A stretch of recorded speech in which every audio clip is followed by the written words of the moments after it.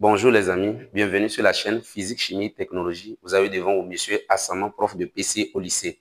Nous sommes ici pour aider les élèves avec des exercices de renforcement des classes de seconde, première et terminale. Nous sommes ici pour vous accompagner et sans plus tarder, je vous dis un grand merci et abonnez-vous à ma chaîne. Merci beaucoup. Ok, sans plus tarder, nous allons démarrer avec un exercice sur la chimie organique. La nitroglycérine est un composé organique ne contenant que du carbone, de l'hydrogène, de l'oxygène et de l'azote. L'analyse quantitative montre que cette substance comporte en masse 15,9% de carbone, 2,20% d'hydrogène, 18,5% d'azote. Numéro 1. Déterminer la formule brute de la nitroglycérine, sachant que sa masse molaire moléculaire vaut 227 grammes par mol. Numéro 2. Ce composé liquide, à température ordinaire, se décompose au moindre choc. La réaction très exothermique produit du dioxyde de carbone, de l'eau, du diazote et du dioxygène. Petit a. Écrit l'équation bilan de la décomposition. Petit b.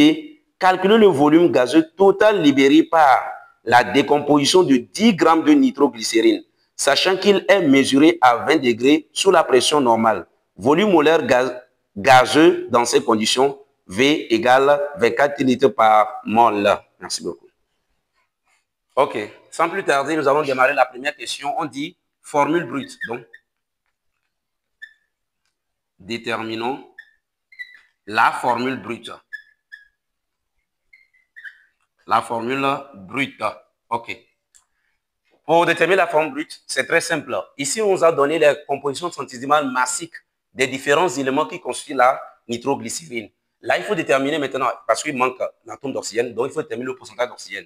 Nous savons que quoi? Pourcentage d'oxygène, nous savons que la somme des pourcentages de tous les éléments qui composent cette substance doit donner 100, la somme.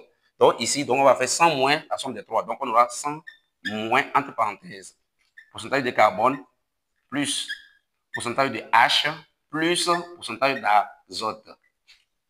Vous devez remplacer 100 moins, entre parenthèses, 15,9 plus 2,20 plus 18,5.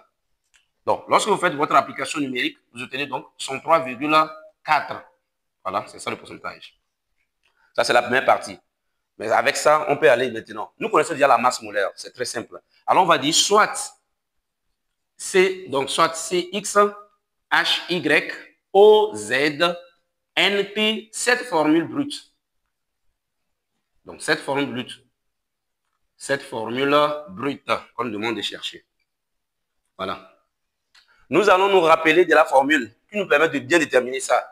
Rappelez-vous de cette relation masse molaire sur 100 égale à quoi? 12x sur pourcentage de carbone égale Y sur pourcentage de H égale 16Z sur pourcentage de O égale 14T sur pourcentage d'azote. C'est très simple. Donc, avec cette relation, c'est rapide de déterminer les indices X, Y, Z et T. Alors, on va commencer avec X. Pour trouver X, je vais faire quoi? Masse molaire fois pourcentage de carbone sur 12 fois 100, donc sur 1200. Vous faites l'application numérique. Vous remplacez 227 fois 15,9 sur 1200. Lorsque vous calculez bien, vous obtenez X égale à 3. Ça, c'est la question là. Donc, Y maintenant. Vous aurez maintenant masse molaire fois pourcentage de H divisé par 100. Tout le monde voit déjà. Pour tirer ça, donc, il fait ça là, fois ça, divisé par 100. Vous faites l'application numérique également. Y égale 227 fois 2,20 sur 100. Là-bas aussi, vous devez passer au-dessus à l'application numérique. Vous obtenez donc Y égale 5. C'est très important. OK, nous allons entamer pour déterminer Z. Z est égal à masse molaire fois pourcentage de O sur 1600. Voilà, regardez ici. Vous allez voir masse molaire là, fois ça. J'ai par 16 fois 100, donc c'est ça, 1600. Vous faites également l'application numérique 227 fois maintenant. Nous avons déjà calculé le pourcentage d'oxygène dans la substance. Alors, ça fois 63,4 sur 1600. Lorsque vous calculez bien, vous obtenez donc Z égale à 9. OK. Et le dernier indice qui est quoi? T. T est égal à quoi? Masse molaire fois pourcentage d'azote divisé par 1400. Voilà. T égale l'application numérique 227 fois la valeur qu'on nous a donnée, c'est combien? 18,5 divisé par 1400. Vous faites l'application numérique T égale 2. Voilà. Nous sommes arrivés à la première question. Donc, nous allons entamer maintenant la deuxième question. Oui, la question numéro 2. On dit, ce composé liquide à température ordinaire se décompose au moindre choc. La réaction très exothermique produit du dioxyde de carbone, de l'eau, du diazote et du dioxygène. Petit a, écrit l'équation bilan de la décomposition. Petit b, calculer le volume gazeux total libéré par la décomposition de 10 grammes de nitroglycérine, sachant qu'il est mesuré à 20 degrés sous la pression normale. Donc, volume molaire égale 24 litres par mol. OK, ici, on revient pour corriger rapidement. Lorsque vous faites l'application, vous aurez donc 3. OK. Petit a, équation bilan de la décomposition. Donc, de la nitroglycérine. Alors, on dit C3. Donc, on avait omis quelque chose. D'où, je vais vous rappeler ça, pardon. Vous avez C3, H combien? 5. Donc, H5, O9, N3. Voilà, regardez la forme brute, ce qu'on nous a demandé. Donc, c'est ça. OK, on reprend ça. C3, H5, O9, O9, N3 se décompose. Ils ont dit CO2, de l'eau, du diazote et quoi? O2. Voilà, c'est ça. Maintenant, la nitroglycérine se décompose en ces éléments-là, les produits ça. Maintenant, on va équilibrer cette équation. On va aller doucement. On met un paramètre alpha, bêta, gamma et lambda.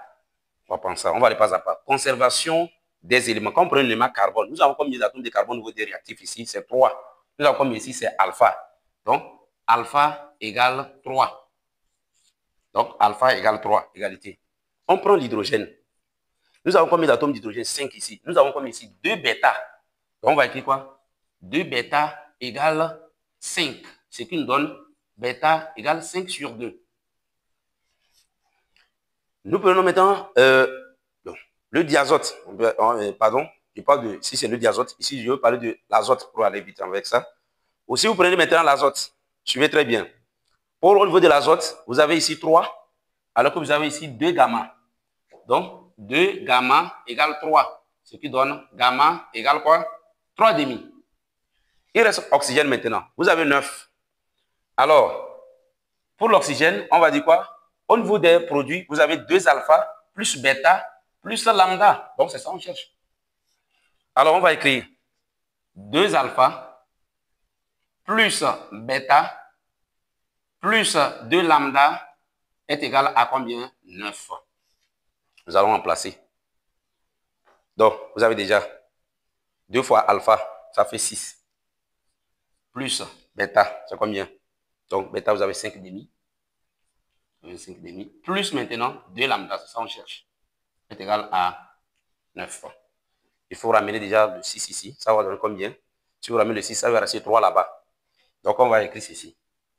2 lambda est égal à 3 moins quoi?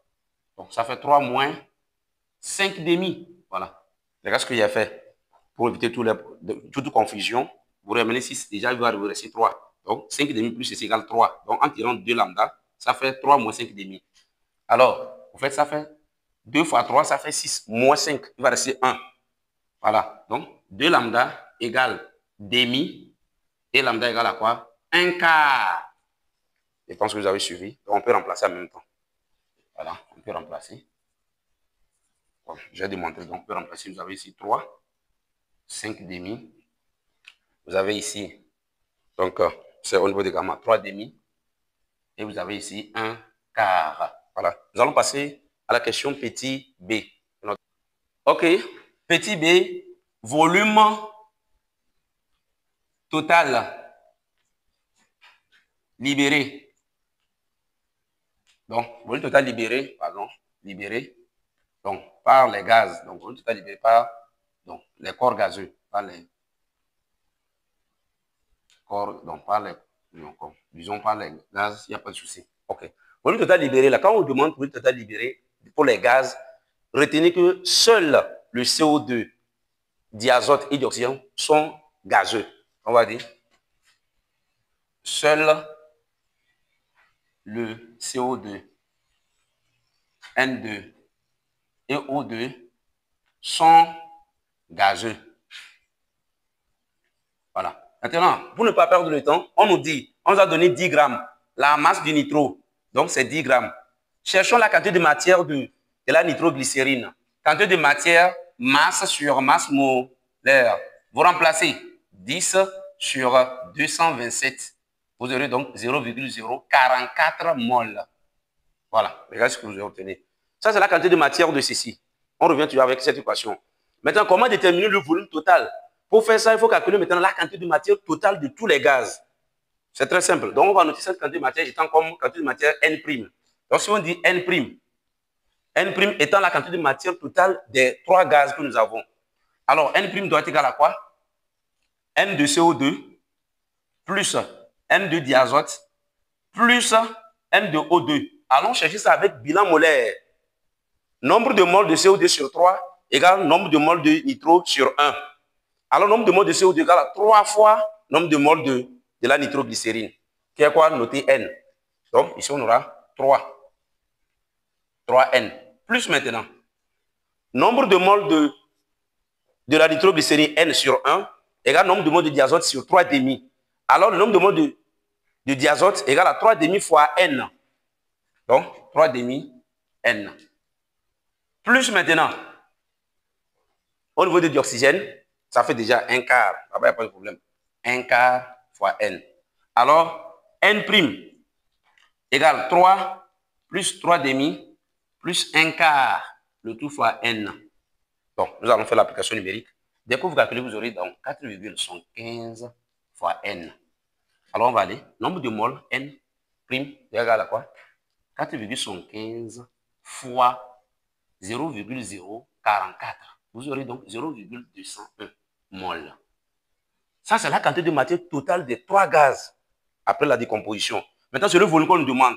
Alors, nous savons que pour calculer le volume d'un corps gazeux, le nombre de moles d'abord, ça fait quoi? Le nombre de moles d'un corps gazeux, ça fait quoi? Volume sur volume molaire. Alors, ça veut dire que quantité de matière N' est égale à volume. N' représente quantité de matière totale. V' représente le volume total sur volume molaire. Alors, on va dire quoi? V' est égal à quoi? N' fois volume molaire, c'est-à-dire 0,201 fois 24. Lorsque vous calculez, vous aurez donc 5 litres. Voilà. Regardez, donc, nous sommes arrivés à la fin de notre séance de travail. Je vous demande de vous abonner à ma chaîne. Merci beaucoup. Pour plus de vidéos, il faut s'abonner. Merci beaucoup.